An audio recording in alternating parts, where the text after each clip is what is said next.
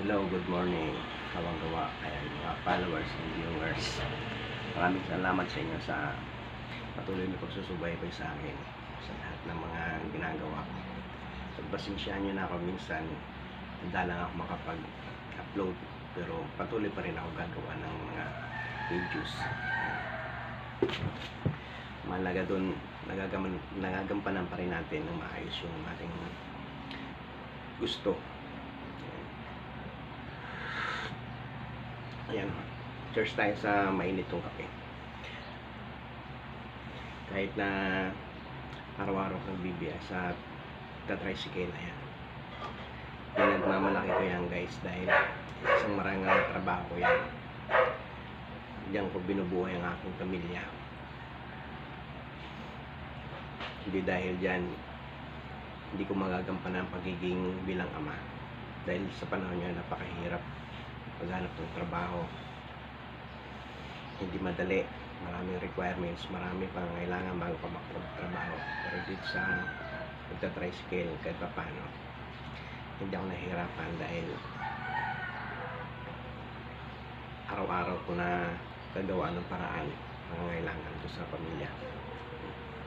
Huwag na tayong umangat pa ng mas mataas dahil makontento na tayo sa kung anong bagay na may pinagkaloob sa atin ng ating Panginoon. Pag malaki natin yan kung anong meron tayo, pagpasalamat natin yan sa taas, pagpasalamat natin sa lahat na nagmamahal sa atin, sa mga pamilya natin, dahil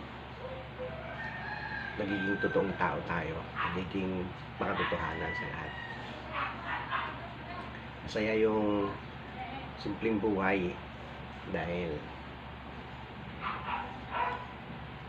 wala tayong ganong obligasyon,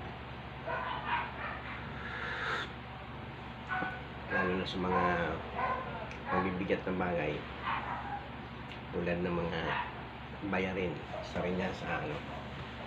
Pero kahit sa simpleng pamumuhay lang tayo guys,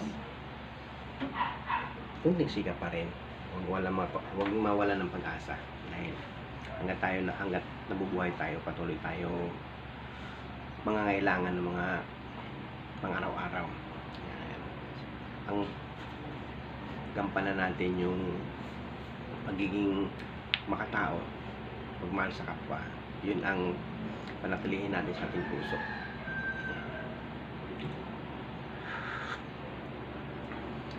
Alisin na natin sa puso at isipan natin yung mga samaan ng loob. Gawin na natin maging masaya araw-araw dahil yun lang naman na magbibigay sa atin lakas, pangangatawan sa pagiging masaya natin. Makontento na tayo kung ano yung meron tayo. Swerte na mayayaman dahil marami na silang pundo sa buhay. Hindi na nila kailangan makapagod. Pero tayong mahirap, gawin natin mabuti yung yung nararapat para sa kapwa natin. Trabaho lang tayong trabaho.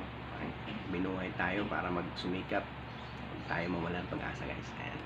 Thank you. Maraming salamat sa mga followers and viewers. Ayan. Good luck sa inyo guys. Ingat kayo palagi.